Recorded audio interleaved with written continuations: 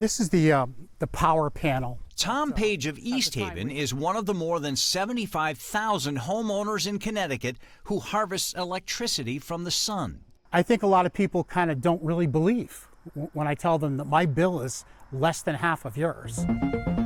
Tom says he installed solar 9 years ago. He says his electric bill has dropped on average about $200 a month. And it was sad when I saw all those people that, had the $400 or $500 bills. Our highest bill, I think that month, was $220. So how much money can you save with solar? The answer is not simple. Every house and every situation are different.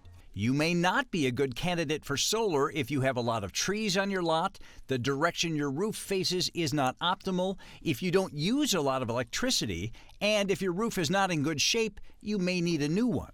This goes all the time. It's about 100 degrees right now. For Tom, everything, just like his hot tub water, was just right. It's a perfect match because that's a southeast direction.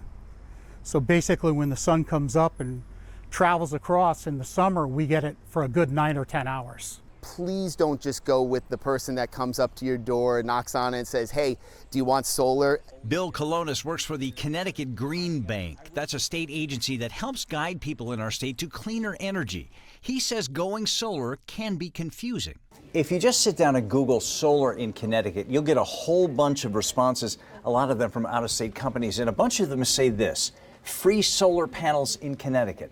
That is a lie. There has always been a monthly payment associated with that. There is no free solar. I always feel so bad for people that really feel like that's true, because sometimes you hear that term and you think it's very valid, but it's not. Those bogus free solar offers are really offers to let you lease solar panels instead of buying them. When you lease, you pay the panel owner like you would pay a utility. The upfront cost is less, but you never stop paying to rent those panels. Often those contracts come with escalators too that over time push payments higher, and things can get complicated if you sell the house. Tom leased his panels from a salesman who knocked on his door, and it all worked out. But he says if he had to do it over again, he would buy instead of lease. Just don't listen to one company. If you do buy the panels, the initial cost can be big. The average install is more than $30,000. On average, those panels will pay for themselves in 8 to 12 years. There are some special low-interest loans you can get, and there are federal tax incentives that can help. Either way, most solar companies say you will save between 30 to 50% on every electric bill, and when those Eversource or UI bills go up, your deal with the sun stays the same. You're locking in yourself out of inflation, and that's one of the bigger benefits.